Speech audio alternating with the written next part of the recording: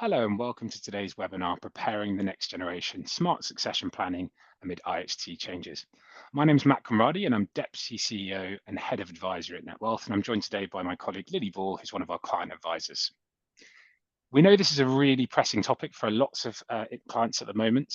With the changes that came through in the last budget, it's really brought it into focus how people are thinking about the risks of IHT and how they might plan for that in the future. So in today's sessions, we're going to look at what's changed, what are the potential solutions, some of the trade-offs you need to understand and what we call the control conundrum. Then we'll think about where to start. And thank you so much for submitting your questions in advance. We've got a whole host of them on different topics, some of them quite technical, some of them a little bit broader, and we'll do our best to answer as many of those as possible throughout today's session. To get us started though, Lily's going to start to look through what changed at the budget and what's still the same. Thanks, Matt. So let's start with what changed in the budget last year that has prompted so many of you to attend this session and reconsider any succession planning strategy. On this slide, we've outlined and simplified as best possible the changes that were announced, but let's start at the top. The nil rate band and residence nil rate band both remain frozen at 325,000 and 175,000 respectively until April 2030. Whilst on the surface, there's no change here. It's actually what we term a stealth tax. So the tax-free amounts that you're entitled to before you pay any IHT on your assets and residence remain the same. But over the next 5 years, with inflation and other moving factors, it's likely your house price and your assets are going to continue to grow in value. Therefore, by freezing these bands, whilst not explicitly a tax hike, it will drag more people into paying more inheritance tax as the values of their estates creep over those inheritance tax-free thresholds. Number 3 there outlines the changes made to agricultural business property and AIM relief, which has been reduced to 50%.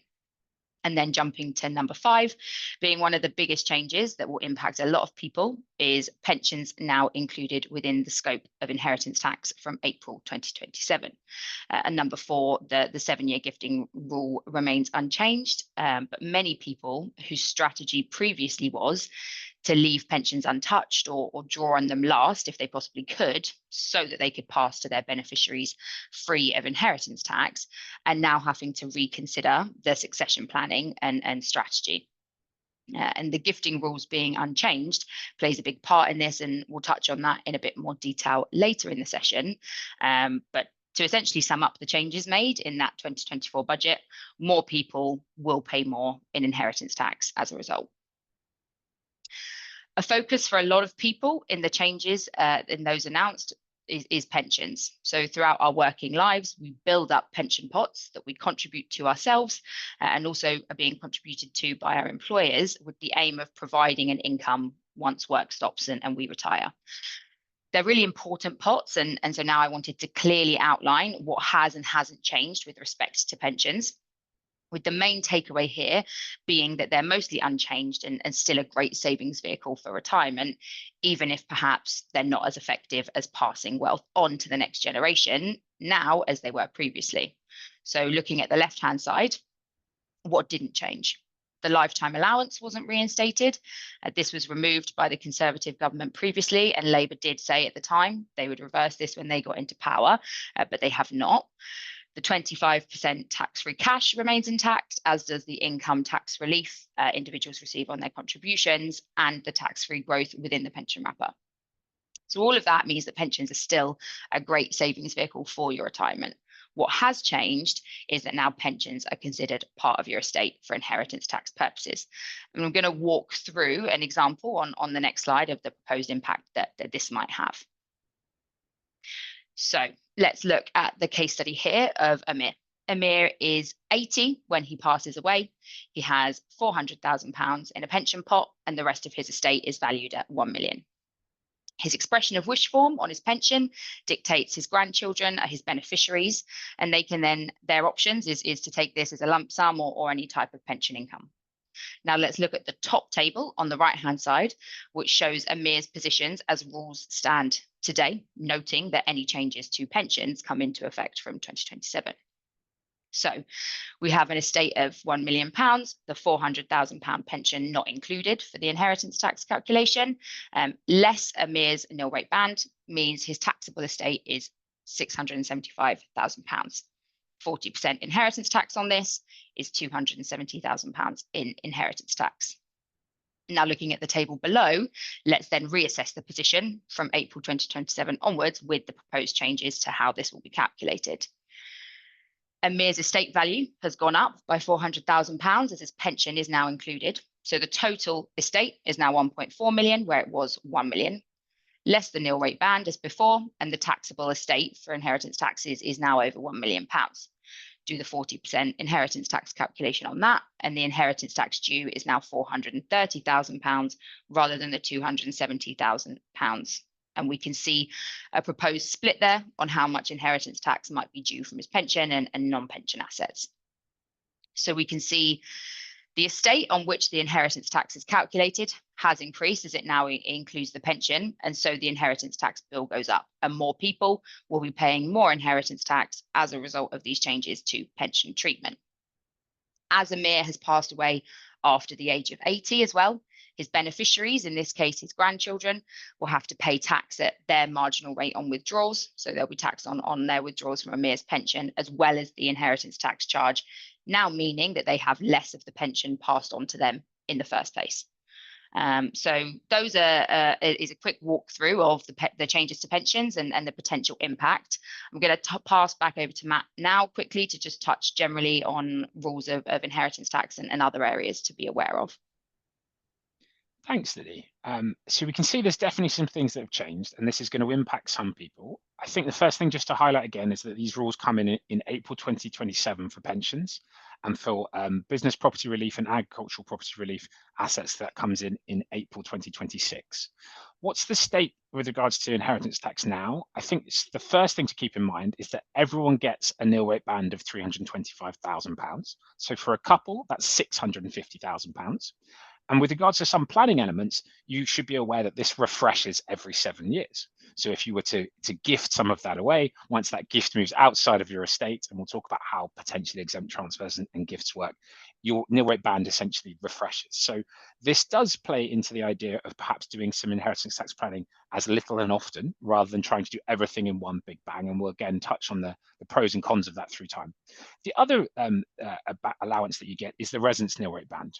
And that's £175,000 if you're leaving a home to children or grandchildren. So again, if you think about that for a couple, it means that you can combine those two different allowances, the nil rate band and the residence nil rate band, and you could have up to £1 million of relief on your assets. So that's the first thing to think about. Will you have £1 million worth of assets when you pass away? Or in fact, when the second person in a couple passes away, if you're in a couple, that's the level you need to be thinking about. Whether you're going to have an inheritance tax problem is really whether you have that sort of level. Now, if you have more than 2 million of a valued estate, you need to be aware that the residence nil rate band does start to taper down until it disappears altogether. And this is where some people are starting to get worried about the fact that pension coming in might tip them over that 2 million level. Perhaps they've got a property, they've got some cash, they've got some other investments, and then they also have their pensions come in, and that's where they might start to feel that they're going to go over that 2 million level and start to lose some of those additional reliefs along the way. So these are the kind of things that we need to keep in mind. We're going to talk now about how you should decide the ordering of when you think about whether you have an inheritance tax problem. The first thing to think about is what you're going to need and have a sense for what might be left when you pass away in a realistic outcome, rather than worrying too much about what is the position today, because in the future, you're going to spend some money, you might do some planning around gifting on it, but you're also going to have some investment returns as well. And so that might increase your inheritance tax problem, particularly if we continue to see these sort of stealth taxes of allowances remaining the same as asset prices grow through time. But what we're going to do now is show you our modeling tools and how you can use that, either working with them yourselves or with an advisor, to get a sense for what the future picture might look and whether you should be doing something around gifting and inheritance tax. Thanks, Matt. Yeah, so I'm going to just share my screen now and show some of the tools that we were talking about. So when thinking of how to revise your plans, as Matt mentioned, you first need to think about ensuring you first can, most importantly, meet your own needs in retirement, and then think about the possibility of providing for the next generation through strategies like gifting. And we have some nice tools at Netwealth that you can register and use for free that help visualize this. So I've logged into a demo account here at my.netwealth.com. And as mentioned, you can register for these for free yourself. But it's useful for us to walk through an example of how they can best be used now. So you can see here, we have the wealth planner where you'll input some information about your assets and also some information on you and your goals. So you can see here we have Arabella Jones. She's 54 years old. She plans to retire at 64. Her current gross salary and also her target monthly income, net of tax, once she retires, of £6,000 a month. Now, if we hover over these different dots, we can see the different inputs Arabella has in place already and the impact that these may have on her plan, which, as we can see, currently looks nicely on track. So at 55, we have a withdrawal for a new car. If we move further along here to 59, we can see £100,000 coming out as a mortgage repayment. And you can really personalize these inputs and one-off withdrawals yourself. Once we get to at 64, we can see she retires. And then if we move further along here, finally at 79, she's opted to model for £100,000 in potential healthcare costs. But as we can see at the far end, Arabella is very likely to meet her own needs in retirement first and will be looking at passing away with a considerable estate. So now we can see that she's going to meet her own needs and relevant withdrawal goals. We can come into the inputs here and play around with them with the aim to lower the overall estate at death that's liable to inheritance tax. So firstly, perhaps Arabella wants to spend more of her own hard-earned retirement income. So let's look at increasing that from £6,000 to £7,000. And you can save that, go and rerun the projection and see the impact that that's going to have on her plan. So as we can see, still on track to meet her goals and with the considerable estate at 95 still. Actually, that doesn't look like it's run properly. Let's just rerun that. Maybe I didn't click save. Yeah. So we can see that estate has got less overall, but she's still very comfortably able to make that jump from £6,000 a month in retirement to £7,000. So now we can look at, okay, how much can she afford to gift and when can she afford to be looking at doing it? So let's go into the inputs again, scroll down here, and you can see the different withdrawals that she's got. Let's add a new one-off withdrawal. We'll call it gift to children. Let's say Arabella has 2 children and she's going to give them £200,000 each. So a total gift of £400,000. She's going to make it next year.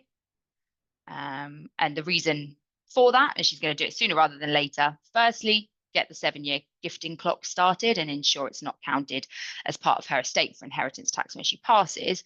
But also because maybe her children are in their 20s and 30s where their own money is tight.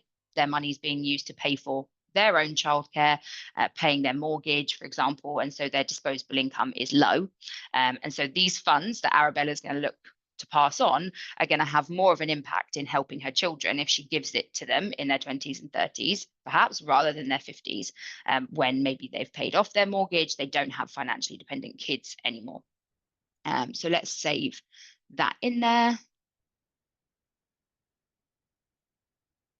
Add it in as a gift and rerun the projection again. So you can see we now have a big dip where she's making that withdrawal to gift.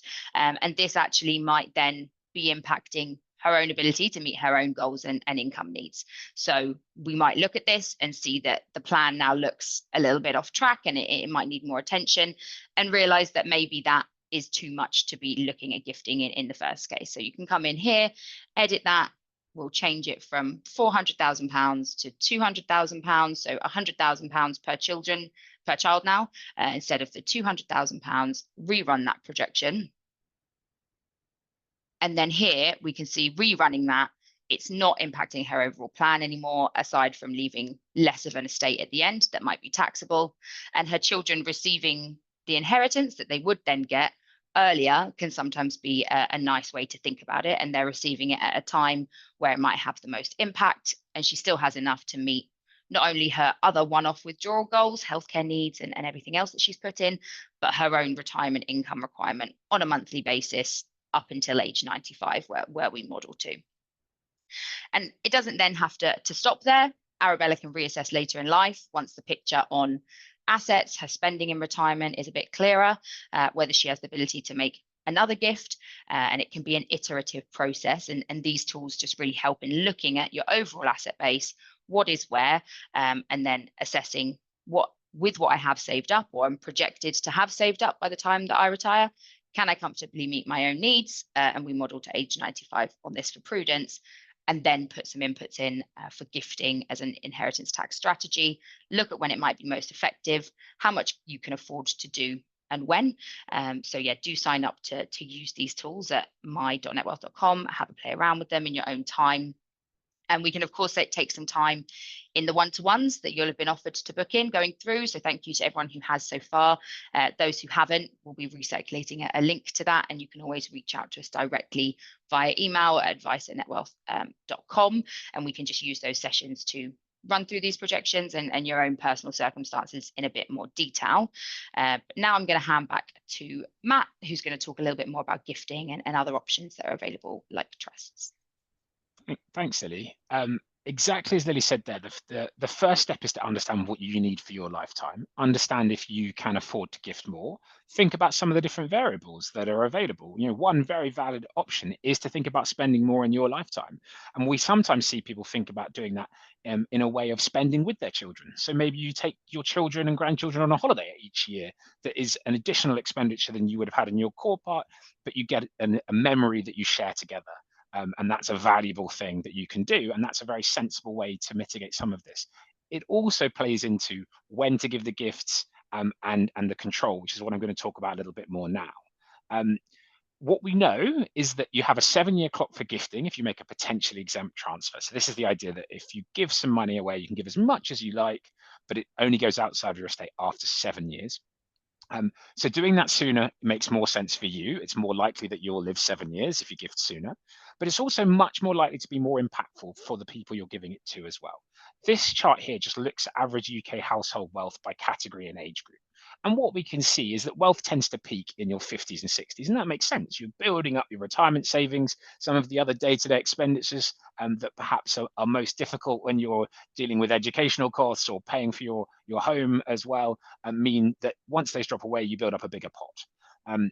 But really, what we tend to find is if you leave inheritance tax planning and you leave gifting till later life or when you pass away, it's likely that you'll end up receiving gifts in your 50s and 60s. That's because parents might live or grandparents live into their 80s and 90s. The reality is at this point in life, what we see from clients is that their spending habits, their needs have kind of been set. They've got used to what they're going to do, and they've already gone through the difficult phase where they've sort of struggled for cash flow and balancing different objectives. It's much more impactful to be gifting to those people in that 35 to 44 bracket there, where they're starting to build up some wealth, but perhaps they've got limited property wealth, for example, because they've got a big mortgage, or they're trying to balance nursery fees or school fees as well as doing some saving for their retirement pot, which we can also see is relatively modest at this point as well, which is the dark blue section. So it definitely makes sense to do some more gifting earlier. What that often raises, though, is a concern around whether you can afford to do that. Well, hopefully the modeling helps you give you that confidence of doing at least something and getting started, but also around control. And this is quite an understandable thing. If you're gifting money to younger children or even grandchildren, how do you feel about them receiving that money? What are you going to do to make sure that they don't impact their life? Maybe it dismotivates them, or maybe it causes them problems over time. There's also risk of things like divorce as well. So you might be comfortable giving money to your children, but perhaps if they get married and they get divorced, that asset is then theirs and it gets shared with their partner if something goes wrong in the future. So there are things you can do to have more control over the money in the future. But nearly always, there's a trade-off between tax efficiency and control. On this slide here, we're just trying to show that as a slider, that the most control perhaps is the most tax inefficient, and the most tax efficient probably has the least control. And let's just go through some examples on that. You can make gifts out of excess income, or gifts using your 3,000 annual exemption, or potentially exempt transfers. All of those are when you hand the money over with no control attached to it. You deliberately give it straight to them, to that beneficiary, the child, the grandchild, or so on. Really tax efficient. So the gifts using the allowances or gifts out of excess income can be outside of your estate immediately. Potentially exempt transfers, it's that 7-year rule for the gift to be outside of your estate, but it's really tax efficient when it's received. The beneficiary can then do things with that that could be also be tax efficient. They could put it in ISAs, for example, that will be very tax efficient for future investing. They can use that money to pay down debt, which might also be a sensible thing to do. At the other end of the spectrum, we've got things like discretionary trusts. This is the gold standard of control. Some of you may be familiar with them, but essentially the idea of a discretionary trust is that the trustees have complete discretion as to when to pay out to the beneficiaries. Now, the beneficiaries might be individually named, but they might also just be a class of beneficiaries. And they also sometimes have the power to add new beneficiaries in the future. So in this way, you either as a trustee when you first make the gift, or your future trustees can really control when money is passed on. That means it can't be deemed to be part of their estate if they were to get divorced, for example, and you can decide how to release funds in what order through time. The trade-off there, though, is it's not particularly tax efficient. So when you put money into a discretionary trust, it's called a chargeable lifetime transfer, which is different to a potentially exempt transfer. If you do that up to your nil rate band, so 325,000 for an individual, 650 as a couple, there will be no tax charge up front because you're using your nil rate band. If you go above that amount, there will then be a 20% inheritance tax charge up front on a discretionary trust. So if you're putting a larger amount in, there can be a charge. Now, there is an opportunity to put business property relief assets into trust, and there won't be a tax charge on doing that. If you do have substantial business property relief assets and you're interested in using trusts, really important to look at this before April 2026 when the rules will change. But there will still be allowances up to £1 million per person on business property relief assets. So it's possible to put more money into trust, and that might be the right thing to do if you have a business property relief asset. Let's just go through what happens once the money's gone in. The assets inside of a trust, when invested, are going to be subject to the highest rates of income and capital gains tax. So that's going to be 45% on income tax, and you're going to be paying 24% on capital gains tax as well. Now, if you make distributions in the future, it is possible to claim any difference back between the tax rate of the beneficiary and the tax the trust paid. But on an arising basis, there's more tax. There's also more administration. You've got to file tax returns and probably need to keep accounts as well. So it's definitely more complex, but you get control. In between there are some other structures that perhaps have been more beneficial. Pensions, I'm going to just move to next, used to be great in this regard, in that you had a pot that was growing tax-free, that you could pass to your beneficiaries in the future, but you could keep control of it, at least in your lifetime. It was almost like the insurance policy. If you felt like you needed a bit more money, you could hang on to that. And that might have given you more confidence to gift other non-pension assets sooner, knowing that you could draw down on your pension. They're still pretty useful in that regard, partly because of one thing that hasn't changed, which is that if you pass away before the age of 75, the beneficiary can receive the pension and draw it all tax-free. So up to that point, they're still pretty attractive, even though there might have been an IHT charge on the pension. And you've got to note that you need to pay income tax on the majority of pension assets if you're going to be drawing them out after you've had your tax-free lump sum. So it doesn't necessarily make sense to pay income tax unless you've already reduced other parts of your estate, because all you're going to do is move money into your estate and then pay the inheritance tax from that in time. So it still probably makes sense to think about gifting other assets before pension assets, but we'll talk about that in a bit more detail at some of the examples of different age groups. There are more complex things you can use, and these probably are relevant for larger estates. And these are really focus on how you can perhaps give away some of the growth in the assets through time. Because one of the things in that projection that Lily was showing is that you might have enough assets, if all the money was in cash, stuffed under the bed, and didn't grow at all, that you might have enough for your needs and you might spend it all down. But because we're going to get investment growth, sometimes a nice way to control that is to give away the growth in the asset rather than the capital itself. And generally, this comes about through loans. So you can loan money to a trust. And then when that grows through time, the growth stays in the trust, but the loan comes back out. It can be quite tax efficient because there's no charge on loaning the money in at the beginning, and the net value of the estate is only after the loan as well. Family investment companies are also something that are often used. This is because they have similar control features to a trust to some degree, in that essentially you set up a company with different share classes and different voting rights. So the directors and perhaps the initial founders of the company can have more control over what happens in terms of dividends and the investment strategy and so on. And that can be really attractive. Again, if funded with loans, it can be quite attractive for the growth to stay inside the company, and that accumulates over time. And then you can pull out your loans if you want to, or you can gift those loans in the future.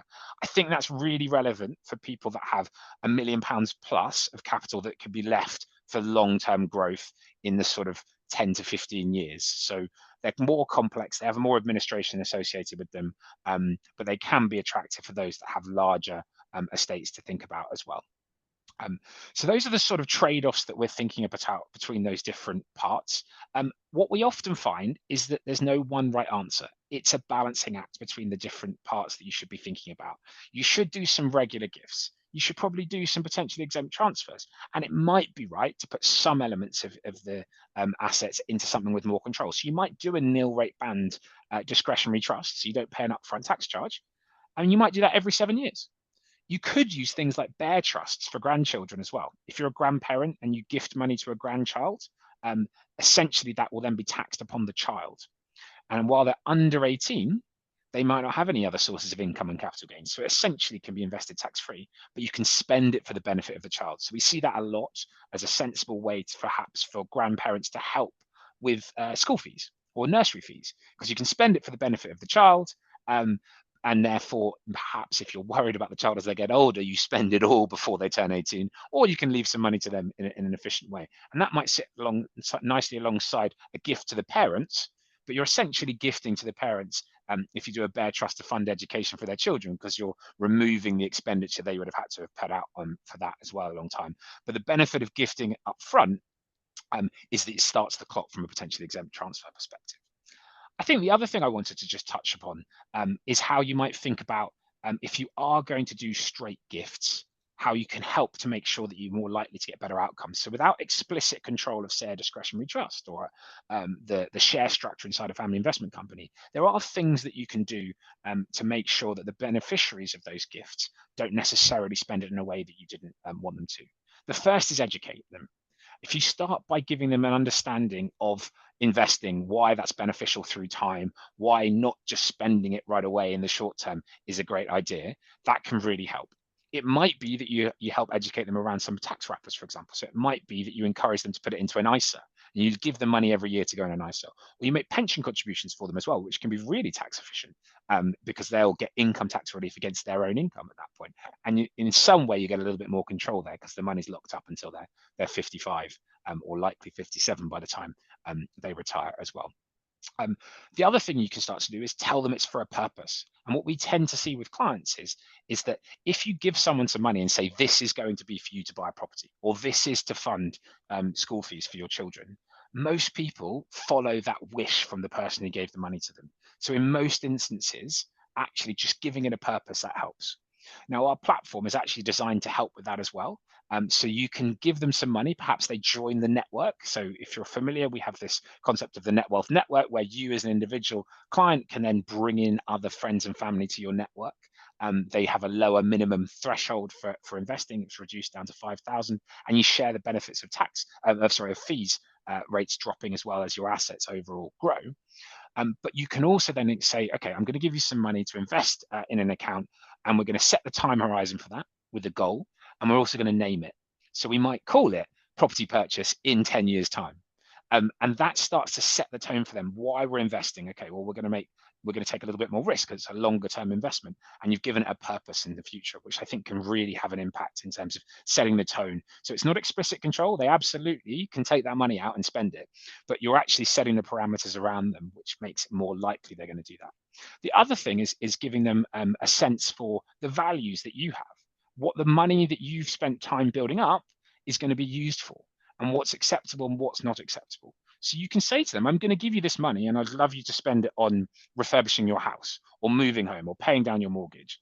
But I'd be really disappointed if you spent it on a holiday to Mauritius. That's not what this is for. It's meant for longer term capital. And again, that has an impact. And in most cases, that will follow. This goes back to something though that Lily talked about earlier. What you can do is if you start doing little and often gifting, you can start to see how they react and the impact. And if you find when you do your first gifts, they don't behave in the way you expected them to or you wanted them to, then you might have to take the trade-off and go to more of the less tax efficient, higher control type end of gifting in the future. You might also think about philanthropy instead. You might say, you know what, I'm going to give some of this money away to a different type of people as well. So you have choices, and it's great to test the water a little bit. Give them a small amount, start early, and see how they respond to that as well. You're also helping to prepare them for how to deal with having that money in the future as well. What we do sometimes see is people that ignore this problem, they end up handing down wealth to children who haven't been prepared to deal with that wealth. And that can cause more issues than if you'd grasped the nettle and dealt with it earlier on and started to have those conversations and bring them into the topic of what we're trying to achieve as a family as well. So that's the control conundrum and how you might want to think about it. We're now going to think about how you might get started and what might be relevant for some different cohorts of people that might be watching today. Yeah, so lots of options covered there, Matt, about what different people can do at different times, but how does that look at different ages and stages of life? So Matt, perhaps you could talk us through different things that people could consider out of what you've listed there with succession planning, let's say pre-retirement, and then again after retirement has already happened. What are the different options for people at those different stages? Yeah, so let's take pre-retirement. The likelihood is that hopefully you're going to have a long life ahead of you and you've got quite a lot of uncertainty about how much you'll actually need in your lifetime. So if you can do some of the modeling and you feel comfortable there will be an excess, that's a great time to start with some small regular gifts. You've likely got young adult children or teenage children. Start that process. The other thing that often comes up there is deciding if there's going to be an inheritance from the generation above you, whether you pass that straight to your children or their grandchildren. And that can make a lot of sense. What we see sometimes inefficiently is you receive an inheritance that you don't really need, and then you have to make another gift down to the next generation. If there hasn't been planning that's happened from the grandparents, or they are doing some planning, it sometimes makes sense for that to go straight to the grandchild. So that could be bare trusts. It could just be on death you making a deed of variation to adjust the will to actually pass the money straight to the generation below. That I think is the most relevant thing to be thinking about in those early days. We do see parents, for example, starting to fund JISAs or putting money into, and that's a junior ISA, or putting money into an adult ISA. And it's a great way to engage children in that planning part. But it's probably not the phase unless you've got significant additional wealth than you need, that you'd be doing larger structures at that point in time. Like I say, unless there's significant additional wealth, then maybe it is the trusts and the family investment companies that start to come into play. Yeah, and where to begin is important as well. So as you said, modeling, look at spending more during your own hard-earned retirement if you want less of that estate accessible for inheritance tax, and then look at gifting, educating the next generation alongside that on the intended purpose of the gift.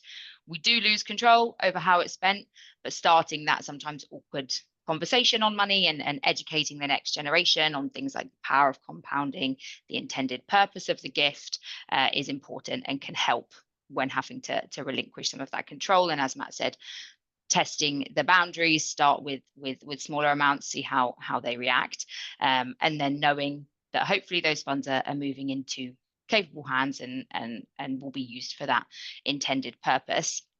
If you're slightly older, a nice thing to do, as Matt said, is help your children by helping their children, or in other words, your grandchildren. And that can be through funding a JISA, so a junior ISA that the parent has set up for their child. So a junior ISA works similar to an adult ISA in that the growth is tax-free, proceeds are paid tax-free.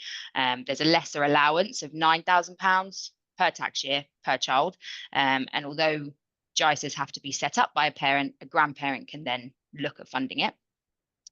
The child gets access to those funds at 18, but more often than not, as we see, if the education for an intended purpose for university fees or a house deposit, and the conversation around those funds is open, we often see Netwealth, the JISA, convert into an adult ISA and remain invested beyond 18 for that intended purpose.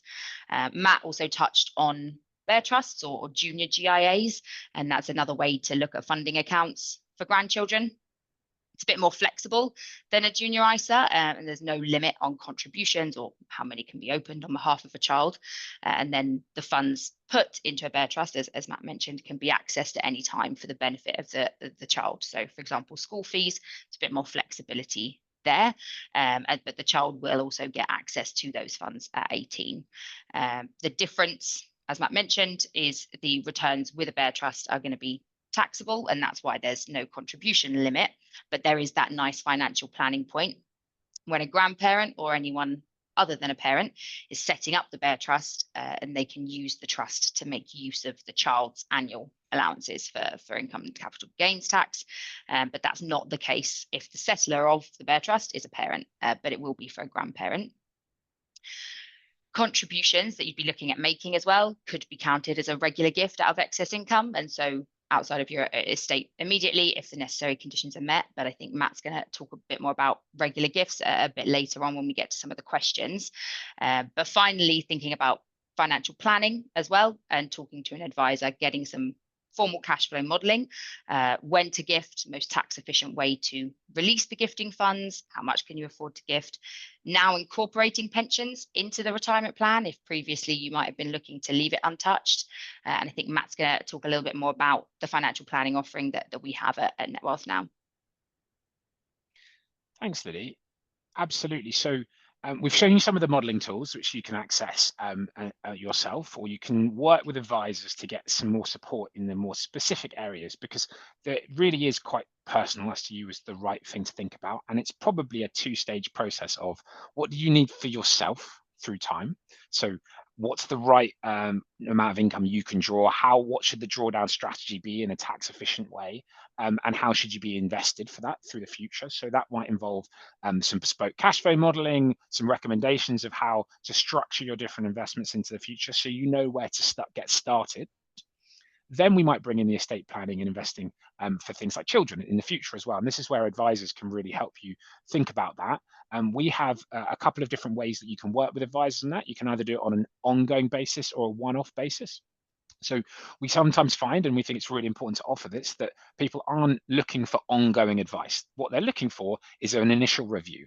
They want to understand where they stand today, what they can do for the future, and then they're quite happy implementing that themselves through time. So if you want to, you can have a one-off piece of advice to look at the picture. It might be specifically around inheritance tax. It could be around the retirement planning piece before you do anything on inheritance tax.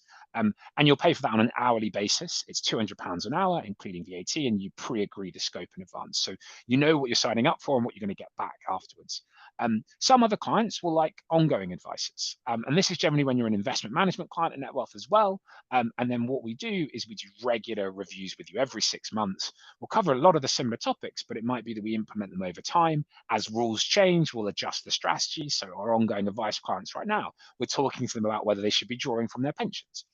Does that make sense? Is it right for them or not at this point in time because of changes to the rules that are coming in the future? We might be talking to them about taking out life insurance because of changes to the business property relief assets as well. So we're more proactively involved on that basis as well, if we want to. Now that has a percentage charge on the assets under management, so it depends what you want. And some clients will switch between the two over time, depending on their needs and the level of complexity they have. But the point is, advisors are here to give you guidance. So you can have your free one-to-one sessions after this, where you'll get guidance from an advisor, and you can use things like the tools, or you can get individual bits of advice as is appropriate for your needs through time. And that will be different for different people at different stages. It's deliberately bespoke because your circumstances will be unique, and we need to be able to help you with the specific plan that helps you achieve your goals, whether that be around control and tax efficiency overlays, or just specifically around the way to be most efficient in your planning or your asset allocation. Everyone's going to need slightly different amounts of help. Thanks, Matt. So there's some information on the different fees there. But if you need more information on that, you can get in touch with us afterwards. I'm cognizant that we're running out of time and we had some really good questions coming through. So thought we'd spend the rest of the time going through that. And if you have questions about the fees, we can cover that in one-to-ones or email. Obviously, it's available on our website. So we had lots of questions coming through on gifts out of excess income. So perhaps let's start there and take some time outlining their uses for succession planning in a bit more detail, and maybe specifically how the rules for gifts out of excess income can be satisfied. Yeah, absolutely, Lee. I think this is a really important area to cover. It can be particularly relevant for those that are perhaps a little bit older, that are really not sure about the 7-year rule in terms of gifting, or those that do have excess income on a regular basis, because the key here is that it is regular gifts out of excess income. Um, the slight frustration is that there isn't a sort of perfect set of rules exactly how that works. What is regular, and how do we define excess income? Well, that's a bit clearer, and we can talk through that. So, what counts as income from this purpose? It's actually any actual income. So that could be pension income that you draw, and that includes tax-free cash from your pensions. It could be income inside ISAs. I know we had a question about that specifically. Yes, that counts. It could be DB pension income that you have coming through. It could be rental income. And you take all your income, and then you need to look at your outgoings. And if you have got more income after your outgoings, then you have excess income. But you can't spend capital. You can't sort of say, I need to spend 100,000 a year. I'm going to spend 50 grand of capital, and I've got 70 grand of income. So 50 of that I need, and 20 I don't. It needs to be truly excess income. So for a lot of people in drawdown, they may not have actual excess income, because part of the strategy will be drawing down capital through time. But if you do have excess income, maybe you're going to draw more from your pension with the change of the rules, it can make sense to draw that out and then gift it away immediately. Now, the regular basis, this is where there's a little bit more ambiguity about it. It's completely fine for that regular amount to fluctuate if your excess income fluctuates. People have varying levels of income, but you need to start giving it on a regular basis and make a commitment to do so. So what we tend to talk to clients is, the first thing is to say, let's try and document your income and your expenditure each year. And then let's also try and set a plan in place where you're going to make some regular payments. So it might be that you give £5,000 a year to each child, that you're comfortable you've got excess income. If 1 year you didn't have enough income, you can reduce that amount. What you need to do is show that you're regularly giving to the same class of beneficiaries. So that might be children or grandchildren. Again, you can vary it apart, but it can't just be sort of different gifts every time to different people all the way along. It needs to be regular and consistent. The idea is that you're making a commitment to doing this through time, which is why HMRC says, well, look, that's outside of your estate immediately. So it can be a really great tool, and we're certainly talking to some older clients in their late 70s and 80s about drawing from pensions now and starting that process of regular gifts out of excess income, sometimes quite large amounts as well, particularly if you're worried about paying inheritance tax on the pension, and then your beneficiaries paying additional rates of tax as well. If, even though you might pay additional rate tax to take the money out of the pension, it could still make sense if you can avoid the inheritance tax element versus that double hit, which can take the tax rate up to nearly 67%, which is something that lots of people are looking at now. Again, only really relevant though if you've already done other things on your inheritance tax picture. So it makes more sense to give away from your ISAs or give away from other assets before you do that. And you might need to rejig some of your other assets as well, to think about what level of income is in your control and what's more passive. Yeah, thanks, Matt. And I know we spoke a lot, or I spoke a lot at the start of the session about the changes to pensions. We had an interesting one come in on that change and the regulation around it. When do we expect to have full clarity on that consultation of pensions now being included in the estate? And so is it worth waiting for that outcome before changing any plans? I think that's a really great question.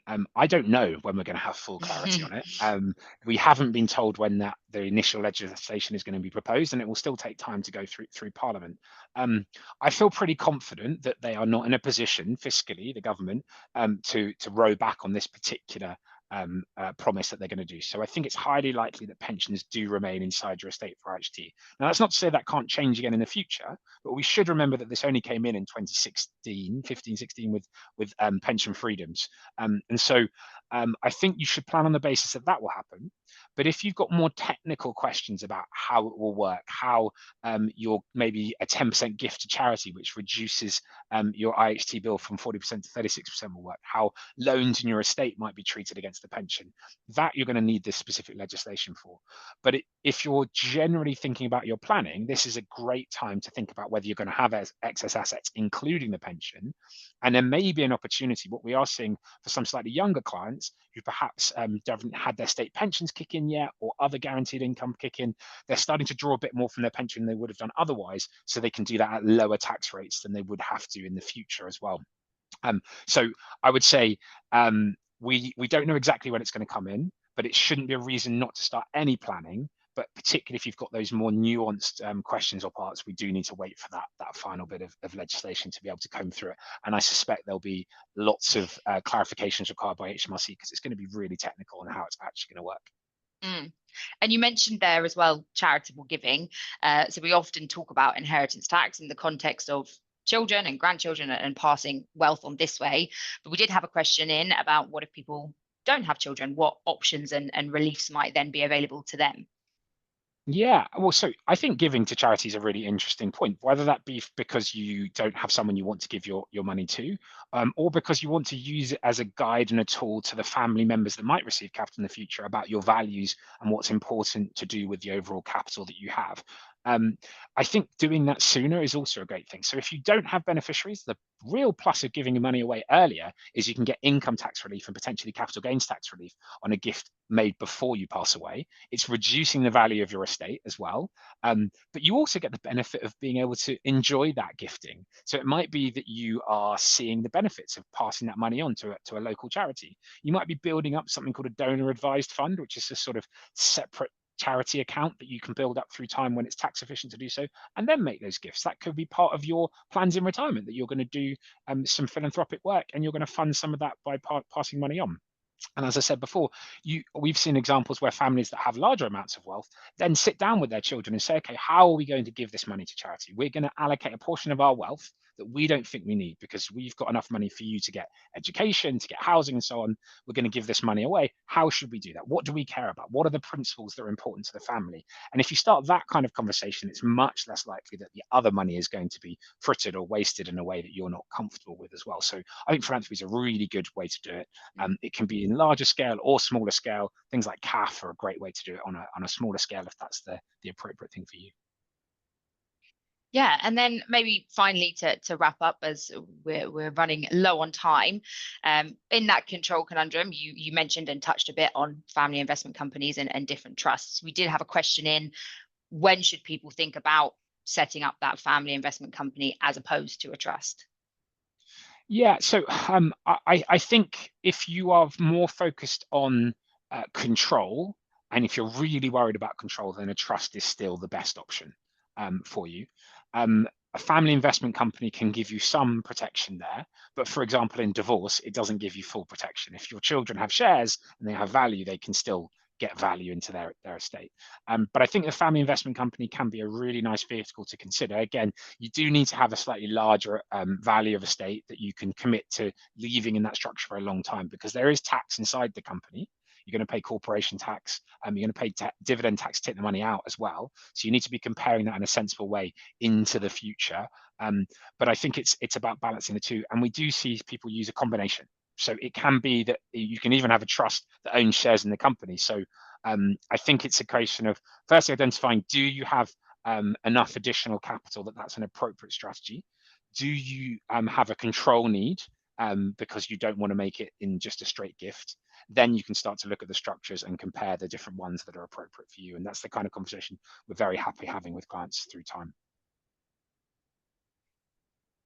The Brilliant. last question, maybe Oh, Lily, go on. I just Yeah. had, which I think is worth touching on, was just one Hmm. where someone was asking in a quite a specific case, but I think was interesting to highlight. It's just saying that they're single with a house worth 600,000, will retire from work in 5 years when work pensions kicks in.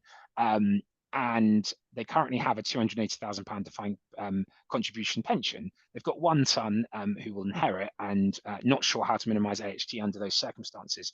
Do you have any sort of tips for them to think about? Yeah, so I think what's important to think of first is what part of that estate is going to be liable to IHT. So you'll have the reliefs of the nil rate band and the resident nil rate band that we mentioned when looking to pass it on to your son, and use the modeling tools and different ways to look at it of how much income can you draw and how long does that last you if you live a very, very long and happy life. How much of your estate is actually left that might be subject to IHT, and it might actually not be a problem for you in that scenario, or something that you need to think about or make planning for in the interim. Obviously, if you wanted to help your son sooner rather than later, modeling for some of those gifts that help him at a more useful time in his life, perhaps to get on the property ladder or any further education, or if he's got children. But assessing first whether it's indeed going to be an issue for you once you take into account the thresholds that you have to meet to be paying inheritance tax in the first place. That makes sense, Lee. Absolutely. Understand what really is the scale of the problem, if there is one, and then you can think about the solutions. Thank you, Yeah. everyone, for joining today's session. There are the one-to-ones. If you haven't already booked them, please do think about booking one in. We'll be able to have a more specific conversation about you and your needs, and talk about how you might go around mitigating these things into the future. Thank you for joining us today, and we look forward to speaking with you in due course.